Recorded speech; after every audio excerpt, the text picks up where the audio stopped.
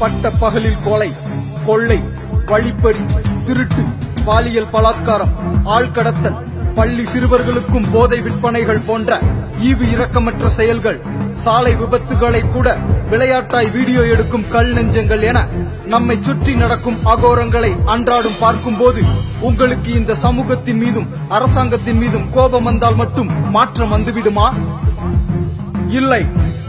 தவறுகள் நம்மிடமிருந்துதான் துவங்குகிறது என்று சொன்னால் நம்ப முடிகிறதா? அதுதான் உண்மை.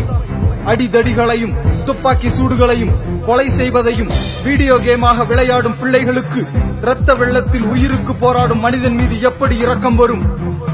பள்ளி பருவத்திலேயே ஆபாச படங்களை பார்க்கும் சிறுவர்களுக்கு சக மாணவிகளை எப்படி நல்ல கண்ணோட்டத்தோடு பார்க்க முடியும்?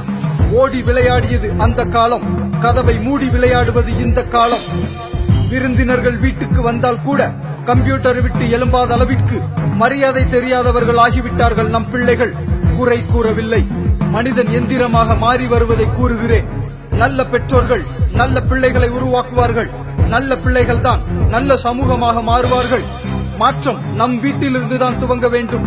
உங்களை நம்பி தேவன் தந்திருக்கும் பிள்ளைகளை பயபக்தியோடும் ஒழுக்கத்தோடும் வேத வசனத்தின்படி வளர்க்க வேண்டியது ஒவ்வொரு பெற்றோரின் கடமை.